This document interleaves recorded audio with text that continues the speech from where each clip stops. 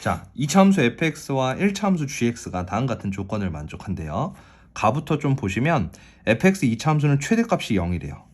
제한된 범위가 아니다 보니까 위로 볼록이라고 바로 생각할 수 있고, 요 가장 위에 있는 요 점이 바로 0이 된다라는 것도 생각할 수 있습니다. 자, 나까지 읽어보면 이러한 2차 함수랑 직선인 1차 함수가 이렇게 두 점에서 만난대요. 근데 그 중에서 요 m,0이 좀 독특하죠. 왜죠?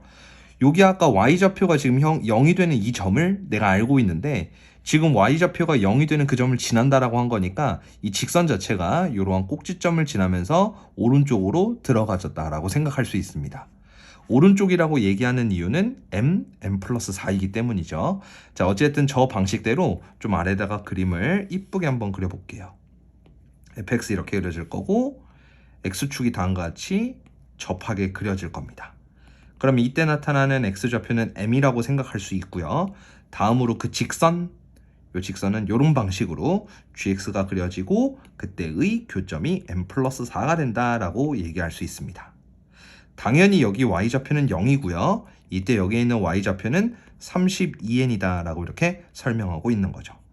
이것이 일단 fx와 gx에 대한 관계를 설명하고 있다라고 보시면 되겠습니다. 자, 다를 읽어볼 건데 사실 요 다보다 요 아래에 있는 조건이 조금 더 깔끔하기 때문에 아래에 있는 조건을 먼저 쓰도록 할게요.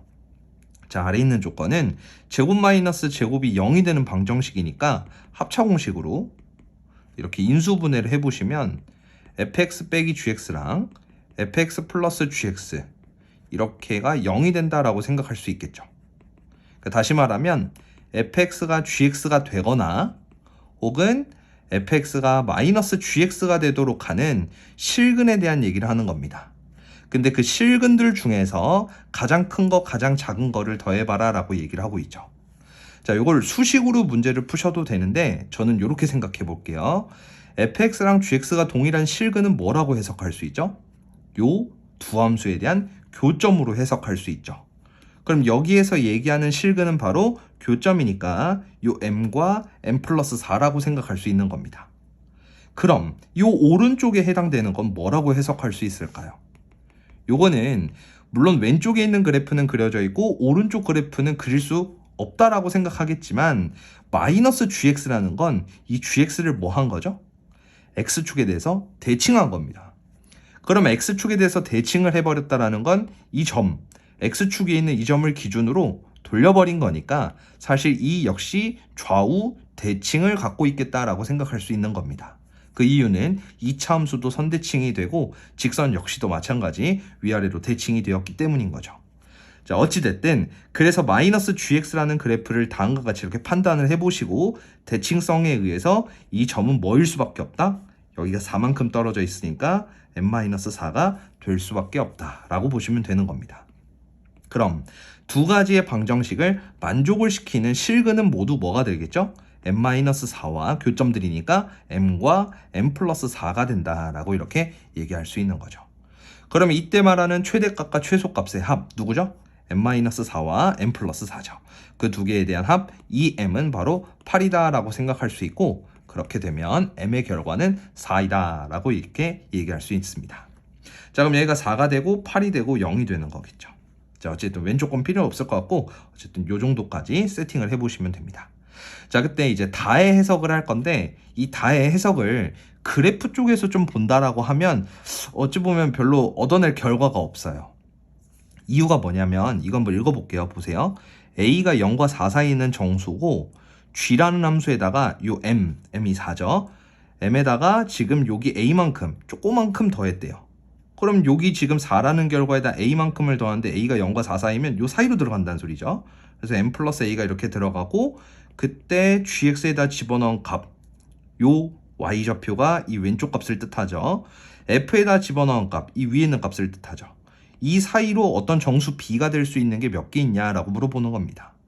다시 말하면 요 내부에 들어가게 되는 격자점의 개수가 몇 개 있는지 물어보는 거고 그 부분이 45개다라고 얘기를 하고 있는 거죠. 근데 사실 이 부분을 하려면 어쨌든 수식을 알아야 되다 보니까 그래프의 해석이 조금 별로다라고 판단할 수 있을 겁니다. 그런 의미로 저는 아래에다가 fx와 gx라는 함수를 한번 작성해 보도록 할게요. 자, 일단 첫 번째 fx는 여기 지금 접하는 점이 있다 보니까 x-4의 제곱에 플러스 y좌표가 0이다 라고 생각할 수 있을 거고, 최고차원 계수는 몰라서 이렇게 p라고 얘기할 수 있습니다. 근데 f라는 함수도 조건이 하나가 있죠. 뭐죠? 8을 집어넣었을 때 32n이 나온다 라고 한 거니까요, 그 조건까지를 이용해서 이 p를 n에 관한 식으로 나타내 보시는 게 더 좋을 것 같습니다. 자, 어쨌든 그럼 대입을 해보면 32n이라는 게 8을 집어넣어 보면 16p가 된다라고 생각할 수 있어서 p는 바로 2n. 그래서 저는 조금 더 정돈한 식으로 이렇게 쓰도록 하겠습니다. 됐죠? 그래서 fx를 이렇게 쓰시고, 자, 그럼 다음 gx 한번 구해 볼게요. 자, gx 같은 경우는 직선이기 때문에 지나는 점과 기울기가 필요합니다. 근데 지나는 점은 여기 있는 4,0이 마땅할 것 같고, 기울기는 뭐 지나는 점 2개 가지고 충분히 알 수 있겠죠. 뭐가 되죠? 4, 32n. 그러면 8n이 되겠죠. 어쨌든 여기서 마이너스 8n이라고 하시면 안 됩니다. 이유가 이 자체가 음수의 결과를 갖고 있기 때문에 x값의 변화량, y값의 변화량 잘 체크를 하셔야 기울기는 8n이라고 하실 거고, 지나는 점은 4,0 이렇게 쓸 수 있는 겁니다. 자, 그러면 이제 이 부등식에다가 한번 만들어서 써보면 a 플러스 4를 여기다가 집어넣어 볼게요. 그럼 a 플러스 4를 집어넣어 보면 4가 딱 사라져서 8an이다 라고 써지고, 그 다음 b. 자, 다음 f의 a 플러스 4라는 건 여기다 a 플러스 4를 넣는 거죠. 그럼 여기다 a 플러스 4를 넣어보면 4 역시 또 사라져서 a는 제곱이 되겠다. 그러면 2a 제곱 n 이런 식으로 써지는 겁니다. 자, 그때 여기서 a는 0과 4 사이로 들어가는 정수다라고 얘기를 한 거고, 순서쌍의 개수를 알려준 거니까 이거에 만족하는 순서쌍을 n에 관한 식으로 나타내 보겠다라고 보시면 되겠죠. 이해하시겠죠? 자, 근데 여기서 좀 빠르게 처리를 하고 싶다라고 하면 이렇게 해보셔도 괜찮을 것 같아요. 자, 여기에 있는 이 문자들은 전부 다 정수일까요? 실수일까요? 일단 확실하게는 정수가 됩니다. 이유는 여기서 말하게 되는 그 n, 처음에 잡아줬던 n이라는 값도 여기 정수다라고 표현이 되어 있고, a, b도 정수라고 얘기가 되어 있기 때문에 정수부터 정수까지의 개수는 금방 표현할 수 있죠. 정수의 개수는 뭐가 되죠? 정수 b의 개수는 둘이 빼서 하나를 더해주면 되겠죠. 그래서 정수 b의 개수는 다음같이 이렇게 나타난다라고 생각을 해보시면 되고, 그렇게 되어 있다면 a가 0이었을 때, 1이었을 때 해서 4가 됐을 때까지 그 b의 개수를 바로바로 쓸 수 있게 되는 겁니다. 자, 한번 0을 먼저 넣어보면 1, 한 개다 이렇게 볼 수 있을 거고요. 1을 집어넣어 보면은 마이너스 6n 플러스 1. 자, 다음 a가 만약에 2, 3이라고 하면 a가 2였을 땐 몇 개가 나오죠? a가 여기다 2 집어넣어 보면은 8n, 마이너스 16n 이렇게 되는 거니까 마이너스 8n 플러스 1. 그 다음은 또 마이너스 6n 플러스 1. 4 집어넣어 보면 다 사라지니까 1 이렇게 써지는 겁니다.